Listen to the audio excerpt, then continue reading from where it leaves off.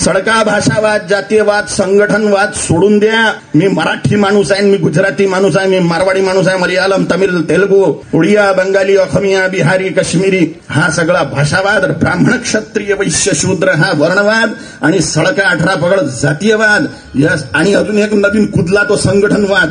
या सगळ्या वादांमुळे हिंदू डिवाइड होऊन राहिलेला आहे. सळक्या जातीवादात, भाषावादात सत्यानाश करून घेऊन राहिलेला आहे आणि धर्माला मुकून राहिलेला आहे. जातीसोबत माती खावं लागेल, धर्मासोबत ईश्वराचा साक्षात्कार होऊन उद्धार होईल. म्हणून धर्म संरक्षणासाठी निरंतर प्रयत्न करा. छत्रपती शिवाजी महाराजांचा हाच बाणा आहे, हिंदवी स्वराज्य व्हावं ही श्रींची इच्छा आहे. छत्रपती शिवाजी महाराजांनी म्हटलं होतं मराठ्यांचं राज्य यावं हा अजेंडा नव्हता. हिंदूंचं राज्य आहे, सर्व भाषी हिंदूच आहेत, सर्व जातीचे हिंदूच आहेत, सर्व वर्णांचे हिंदूच आहे. म्हणून हा भाषावाद, वर्णवाद हाणून पाडला पाहिजे.